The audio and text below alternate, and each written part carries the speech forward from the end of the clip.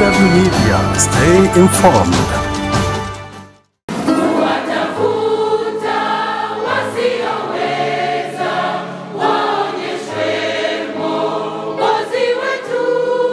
Ya mpenzi mtazamaji, hii ni BW Media. Uko nami Elias Junior Thomas. Na leo tupo katika maeneo ya Masasi, eneo ambalo katika mwaka huu wa 2025 kongamano la muziki kwa kanda ya kusini limefanyika. Kongamano hili lilijumuisha kwaya mbalimbali ambazo zinaunda eneo hili la kanda ya kusini. Kwaya takriban 16 zilikuwa zimekutana kwa pamoja na kuweza kuperform nyimbo ambazo zilikuwa zimechaguliwa na Conference ya Kusini Mashariki mwa Tanzania ambayo iko chini ya mkurugenzi wa muziki pamoja na vijana Pastor Ngwenya, ambaye alikuwa ni moja kati ya washiriki na wakufunzi ambao walikuwa katika kongamano hili. Kongamano hili lilikuwa na dhumuni ya kuweza kuzielekeza kwaya zetu kwenye kuimba kwa akili na kuweza kufanya mazoezi ambayo yatapelekea katika performance nzuri ya nyimbo zao pamoja na nyimbo mbalimbali za vitabuni, ikimaanisha nyimbo za Kristo. Nipo na waimbaji mbalimbali ambao wamehusika na wapo katika eneo hili la Masasi, na nitakwenda kuwahoji na kuwauliza maswali mbalimbali na kuelezea jinsi ambavyo kongamano hili limeleta tofauti. Nipo na moja kati ya wadau ambao wamefanikiwa kuhudhuria katika kongamano hili la Masasi, moja kati ya wakereketo wa muziki, na nitaenda kumhoji maswali mbalimbali kuhusu kongamano hili. Ningependa kujua wewe ni nani, unatokea katika eneo gani, na ulikuja katika kongamano hili kwa ajili ya kuweza kupata mafunzo mbalimbali au kuweza kushuhudia tu jinsi ambavyo kongamano lilivyo? Kwa majina ninaitwa William Watson. Mimi ni mdau wa muziki kutoka kanisa la Mtwara. Nilikuja kushuhudia kongamano hili linaendaje, na nimetoka na vitu fulani ambavyo kama jinsi ya kuimba muziki, ni muziki gani unaohitajika katika kanisa la Waadventista wa Sabato. Okay. Sasa bila shaka mkufunzi aliyekuja aliwafundisha mambo mbalimbali kuhusu muziki ambavyo unapaswa kuimba. Je, ni kitu gani kipi ambacho kutoka vile ambavyo ulikuwa unavijua mwanzo, kitu gani kipi ambacho umegain katika kongamano hili na kimeweza kukusisimua binafsi katika maendeleo yako ya maisha ya kimuziki? Okay. Kitu ambacho kimenitoa kwenye mahala fulani kunipeleka sehemu nzuri ni kwamba jinsi muziki tunaotumia, kwa mfano zile zinaitwa biti zile, si sahihi, na muziki ambao unahitajika ni muziki wa live, kama ni piano ipigwe live nini hivyo. Sawa. Na ni chachu gani ambayo umeipata katika kongamano hili, na ni vitu gani muhimu ambavyo utaenda kuvifanyia kazi wewe kama moja kati ya wakereketo wa muziki katika maisha yako binafsi? Mimi nitaenda kufanya muziki unaohitajika, ndio, na kuwafundisha watu wengine. Okay. Kuwapa habari ambayo ikifanywa kazi tutakuwa tumeingia kwenye nani nzuri. Asante sana. Basi huyo alikuwa ni mmoja kati ya watu ambao wamehudhuria katika eneo hili la Masasi, moja kati ya wakereketo wakubwa wa muziki. Na pia nimepata bahati ya kukutana na mratibu wa kanda ya Mtwara wa masuala ya muziki, na yeye pia alikuwa ni mmoja kati ya watu ambao wamehudhuria katika kongamano hili la Masasi. Na bila shaka kuna vitu vingi kama yeye mratibu ameweza kuvigundua, na naamini ataenda kuweza kuvibadilisha kwa kwaya zake ambazo anazisimamia katika kanda yake. Kwa hakika kongamano hili lilisheheni vipindi na program makini sana. Nilivutiwa sana na miongoni mwa kipindi ambacho aliendesha Dr. Mwaibasa. Yeye alifundisha afya ya muziki. Vitu kadhaa vilifundishwa, ikiwemo pamoja na ulaji. Kuna namna ya kula ukiwa mwanamuziki, vitu vya sukari, vitu vya mafuta na vitu vingine ambavyo havijengi afya sana, havishauriwi kwa mwimbaji. Lakini swala lingine, nilipenda namna ambavyo mkufunzi huyu anaitwa Zege, Mwalimu Zege, alifundisha harmony mwafaka kwenye muziki. Na kulikuwa kuna mambo mengi pale, alionyesha namna ambavyo kwaya au mwimbaji unatakiwa kuimba katika sauti ambayo ina mwafaka mzuri. Mungu ndo anatukuzwa namna hiyo. Tumezoea kuziona kwaya zetu zinaimba ili mradi, yani itaeleweka huko, lakini kumbe kuna utaratibu maalum ambao unatakiwa kufuatwa unapokuwa mwanamuziki. Ningependa kujua, je, ni vitu gani muhimu ambavyo wewe kama mratibu umevipata na utaenda kuleta mabadiliko kwa kwaya zako binafsi? Kimsingi kuna mambo mengi ambayo watu wanakosea. Kimuziki mimi pia ni mdau mkubwa sana wa muziki na ni mfuatiliaji. Kwa mfano ukichukulia mziki wa reggae, makanisani mziki ule hautakiwi kupigwa, sababu sio miziki ambayo kimsingi inatuwezesha kumsifu Mungu. Lakini pia watu wengi wanaimba wasichokifahamu, kitu ambacho ni kibaya. Kwa hiyo makongamano kama haya ya mziki yanaleta pamoja waimbaji, wakereketwa, wanaotamani kufahamu, kujifunza, ili waweze kufahamu hasa namna ambavyo wanapaswa kuimba. Na mwaka huu tumekuwa na bahati kubwa kwa sababu tumekuwa na wataalamu kadhaa ambao wamejitahidi kutoa taaluma ya kutosha. Kwa naamini kwaya na vikundi mbalimbali vimetoka vikiwa na package tunasema ya kuwatosha sana katika mambo yao ya mziki. Kongamano hili bila shaka kuna vitu ambavyo wewe kama moja kati ya waratibu ungependa viweze kubadilishwa au kufanyika zaidi ili kuweza kuboresha makongamano yetu na kuweza kuyafanya yaweze kuwa bora zaidi. Sasa je, ni vitu gani ambavyo vya msingi ambavyo wewe kama mratibu unashauri viweze kufanyika kwa ajili ya kuweza kuboresha makongamano haya ili yaweze kuwa moja kati ya makongamano makubwa ambayo yataweza kuleta mabadiliko katika kwaya zetu? Mambo yako mengi ya kufanya, lakini jambo moja wapo ni kwamba kwa sababu walengwa ni hawa waimbaji na hawa wadau wa mziki. Kwanza, kitu cha kwanza wajitahidi kuwa na ule utayari wa kujifunza. Yes, wakishakuwa ndio lengo hasa la haya makongamano. Lakini pia yanafanya kuleta umoja, yani socialization.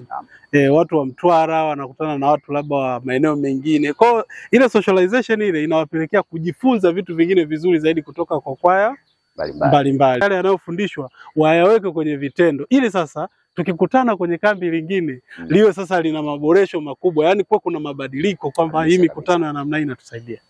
Basi asante sana.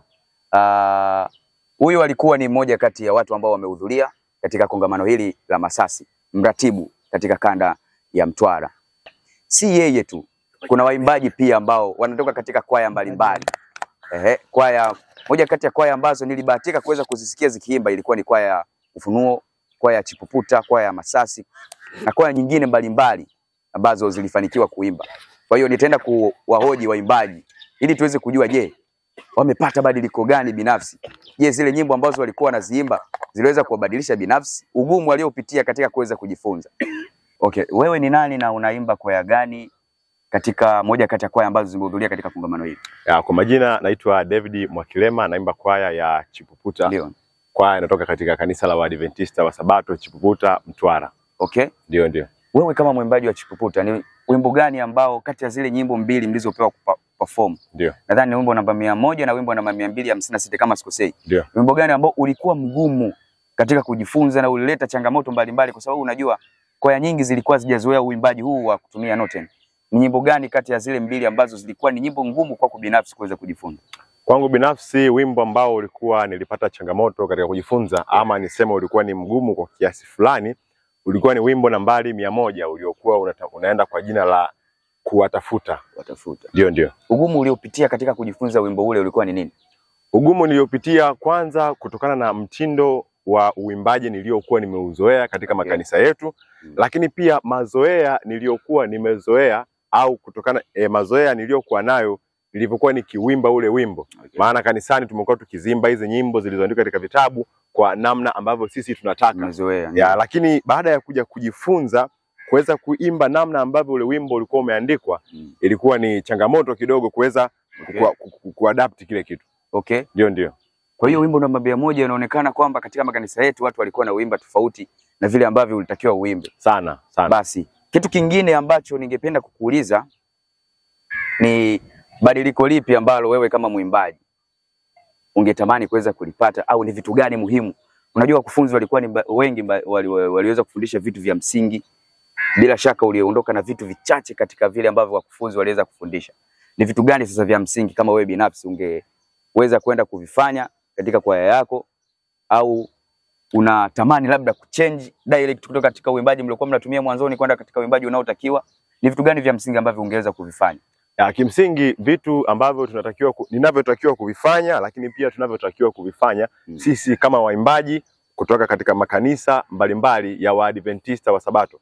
Mambo ya kuyafanya ni mengi. Nimekuja kugundua kwamba ni vitu vingi ambavyo tulikuwa tunavifanya, ni namna nyingi za uimbaji ambazo tulikuwa tukizifanya, tukizifurahia, tukihisi labda zinatupatia furaha, lakini kumbe kiuhalisia tulikuwa tunaenenda kinyume na miongozo ya kanisa, tulikuwa tunaenenda kinyume na utaratibu tunavyotakiwa kuimba au namna ya uimbaji nyimbo katika ibada. Okay. Vitu ambavyo nimejifunza, jambo la kwanza nimejifunza kwamba tunahitaji kuwa na mziki hai, mziki mubashara tunasema. Okay. Ile mtindo wa kuimba kwa kutumia tunasema beats au midundo kanisani, huo unatambulikana kama ni mziki ambao sio hai, ni mziki uliokufa. Na sote tunafahamu ya kwamba Mungu anataka tumuimbie katika hali ya uhai. Lakini pia hata katika hiyo namna ya upigaji wa hizo beats hizo ambazo tunakuwa tunazitumia, pia nimejifunza kwamba zinatakiwa zipo katika utaratibu. Tuepukane na aina fulani ya beats ambayo mojawapo inaweza ikawa ni jazz, inaweza ikawa ni blues, inaweza ikawa ni reggae, inaweza ikawa ni aina mbalimbali, na hiyo inatambulikana kutokana na namna ya upigwaji wa zile beats, kitu ambacho tumeweza kujifunza katika mikutano hii. Ndio. Sasa tuachane na mambo ya uimbaji. Unajua bila shaka itakuwa ni mara yako ya kwanza kufika katika eneo hili la Masasi. Sahihi kabisa. Ni kivutio gani ambacho wewe kama wewe binafsi kuweza kukishuhudia au kimeweza kukufurahisha, au umepata kitu gani kipya kwa kufika katika eneo hili la Masasi ambalo hujawahi kukiexperience katika ulipokuwa ukiishi? Ndio. Mtwara. Kitu ambacho nimeweza kukifurahia kwanza sijapata nafasi ya kutembea sana. Ndio. Kutokana na ratiba zetu zilikuwa kidogo zimebana, lakini vipo vitu vingi ambavyo katika mazingira niliyokuwepo nimeweza kujifunza na vimeweza kunifurahisha. Mojawapo ikiwa ni kukutana na watu wa aina mbalimbali, wenye hulka za aina mbalimbali, nikaweza kujumuika nao, nikaweza pia kujifunza vitu vingi kutoka kwao, namna wanavyoishi, ukarimu, utembeaji, uvaaji na vitu kama hivi. Ndio. Nashukuru sana. Basi nashukuru sana kwa muda wako. Ninashukuru sana. Hao walikuwa ni moja kati ya waimbaji katika kwaya ambazo zimefanikiwa kuhudhuria katika eneo hili la Masasi. Naam, hayo yalikuwa ni machache kati ya mengi ambayo tuliweza kuyashuhudia katika kongamano lililofanyika katika maeneo haya ya Masasi. Lakini pia ewe mpenzi mtazamaji, kama ukihitaji package nzima ya mafundisho ambayo yalikuwa yanatolewa kuanzia siku ya Ijumaa, Jumamosi na Jumapili, zile vitu muhimu ambavyo vilikuwa vinatolewa na wakufunzi, unaweza ukatembelea katika YouTube channel ya BW Media. Kuanzia siku ya Ijumaa mpaka siku ya tukio lenyewe ambayo kwaya zilikuwa zikiperform ya Jumapili, package nzima ya matukio iko pale. Ukienda pale katika ukurasa wa YouTube wa BW Media, nenda ka subscribe, utaweza kupata vitu mbalimbali na vitu vya muhimu. Lakini pia BW Media inapatikana katika mitandao mingine mbalimbali ya kijamii, Instagram, Facebook na mitandao mingine. Kwa hiyo ukihitaji vitu vya muhimu na vya msingi vya kuweza kufuatilia, usisahau kwenda pale kufuatilia katika mitandao ya kijamii ya BW Media. BW Media, stay informed. Ulikuwa nami Elias Junior Thomas, mpaka wakati mwingine, kwaheri kwa sasa.